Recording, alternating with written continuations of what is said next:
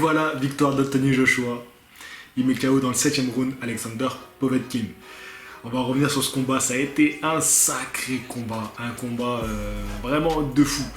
Alors, vous aviez donné dans les sondages à plus de 60% victoire de Anthony Joshua par KO. Alors oui, c'est vrai, on s'y attendait un peu. Voilà, c'est pas étonnant que dans le sondage, vous aviez un si large vote en faveur du KO de Anthony Joshua. Alors, on va critiquer un peu ce combat quand même parce qu'il y a des choses à dire.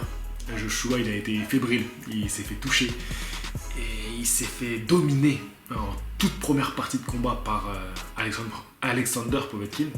Je lui donne les premiers rounds à Povetkin. Je lui donne le 1, 2, 3. Et après 4, 5, 6 et 7, forcément, je les donne à Joshua. En étant un peu généreux envers Joshua parce que c'est le champion. Mais on a vu un Alexander Povetkin qui a vraiment pris le combat en main. Il est très vif de bras, il n'est pas vif de jambes. Vraiment, il se déplace pas super bien sur le ring. C'est un poids lourd en même temps, donc c'est normal. Mais il est super vif de bras. Et il a joué cette carte-là à fond. Et ça a gêné Joshua qui s'est pris des enchaînements, il les voyait même pas venir. Dès le deuxième round, il fait l'ascenseur.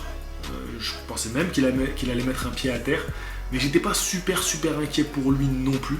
C'était électrisant parce qu'on se disait qu'il pouvait tomber, mais j'étais quand même pas super inquiet parce qu'il n'avait pas non plus été mis énormément en difficulté. Mais Povetkin restait dangereux et petit à petit il commençait un peu à ralentir le rythme.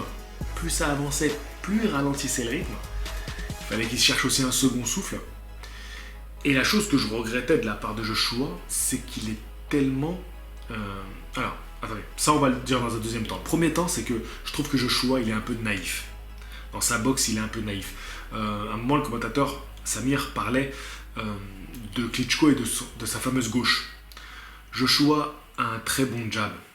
Son souci, c'est qu'il n'a pas le vice derrière qu'avait un Klitschko, qui accrochait, qui pesait avec son poids. Quand Alexander se retrouve près de lui, il va pas le saisir en fait. Il va se laisser un peu déborder par sa vitesse de bras.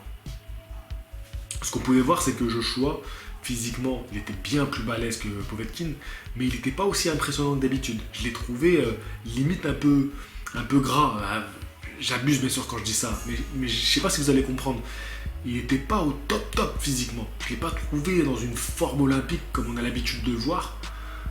Regardez son visage, regardez son corps. Et je l'ai trouvé lent ce soir. Moi, je l'ai trouvé lent ce soir. Bon, face à un Povetkin qui, lui, était plus petit, donc moins impressionnant, et beaucoup plus rapide. Ça a toujours été sa force, Povetkin. Et il a touché, il a été bon, il tentait des doubles crochets du gauche, il allait chercher au corps, il remontait. Voilà. Ah, c'est ça que j'ai oublié de dire dans la vidéo de Mendy, de faire corps-face, mais avec le même bras. Mendy, il aurait pu jouer plus cette carte-là, il aurait pu, c'est toujours facile de parler dans son canapé. C'est pour ça que je remets les choses dans leur contexte. Et ça, un Povetkin, on voit qu'il a une belle variété dans sa boxe. Il me fait penser un peu à David Lemieux chez les poids moyens. Vous voyez un peu dans le profil de boxeur. C'est des cogneurs qui sont très vifs de bras. Bon là, voilà, ce que je voulais vous dire juste avant, c'est que ce que j'ai regretté aussi chez Joshua, à part ce côté un peu lent et pâteau ce soir, et qu'il est un peu naïf dans sa boxe, il fait des choses un peu naïves, c'est que il est, il est pas généreux avec son bras arrière. Il a le bras arrière toujours collé et il le sort très peu. À un moment dans le 5 ou 6, je crois que c'est le 5, il touche d'un court crochet droit. D'ailleurs, Asloum dit qu'elle n'est pas très efficace cette droite, mais il n'a pas besoin d'être efficace. Le mec, t'as vu le gabarit qu'il fait, on est chez les lourds, il n'a pas besoin d'être super efficace. Rien que ça pique. Et surtout sur un mec qui rentre comme un Povetkin. Donc il laisse des espaces, forcément. Quand tu rentres, tu laisses des espaces.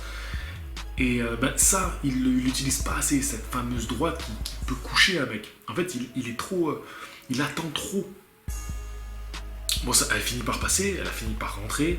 C'est ce qui ébranle Povetkin. Et après, il l'enchaîne. Il le finit bien. C'est un super finisseur, Joshua, par rapport à un Wilder. Maintenant, je vais faire quelques comparaisons avec Wilder. Déjà, Wilder qui a annoncé... avec Tyson Fury qu'ils allaient s'affronter le 1er décembre, ça y est, ils ont balancé la date. Eux aussi, ils nous ont fait une Floyd Mayweather, c'est-à-dire d'annoncer comme ça un gros événement juste avant le combat de leur ennemi juré. Donc Floyd Mayweather, c'était pour Oscar de la Hoya. Je vous ai fait une vidéo sur le sujet. Et là, Wilder, pour troller Joshua, il annonce ça à 24 heures du combat. Vraiment, c'est juste pour faire chier. Et du coup, on va comparer un petit peu avec Wilder. Wilder, ce combat-là, entre Povetkin et Joshua, m'a fait penser au combat entre Wilder et Ortiz. Vous voyez, c'est un peu le même délire, avec un boxeur en fin de carrière, qui a quand même une belle palette technique, qui est un puncher, et qui a mis en danger la nouvelle génération, en fait. Tu vois, un gars de l'ancienne génération, qui met en danger un gars de la nouvelle génération. Un peu pareil. Et ils ont dû aller chercher dans leur retranchement. Joshua comme Wilder, ils ont été mis en difficulté, et ils sont allés chercher le chaos, ils ont imposé le chaos. Quand je vois le combat de Joshua, je pense qu'il sera mieux préparé contre Wilder.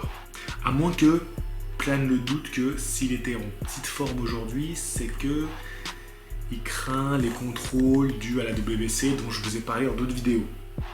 Pour pas faire de langue de bois, on sait que la WBC elle a fait tomber pas mal de monde avec les contrôles antidopage. Alors est-ce que Joshua, sa baisse de régime serait due à une peur des contrôles s'il affronte un Wilder l'année prochaine? Ça, c'est des accusations balancées comme ça. C'est des soupçons, voilà, c'est des soupçons que j'ai. Je peux pas dire que voilà, j'ai quoi que ce soit pour confirmer ce que je dis. C'est des gros soupçons que j'ai.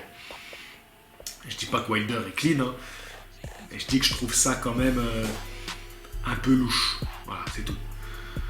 Techniquement, Joshua, il est superbe, mais il a cette naïveté quand il se fait toucher, quand il se fait un peu ébranler. Chose qu'un Wilder, il peut aller le chercher là-dessus. Il peut le prendre de vitesse, comme l'a pris de vitesse un Povetkin. Et si Wilder touche, ça sera pas la même musique. Déjà, Wilder, il va falloir qu'il batte Fury, c'est pas fait, il faut pas se moquer. Povetkin, il fallait pas se moquer de lui, vous l'avez vu, il a fait un beau combat.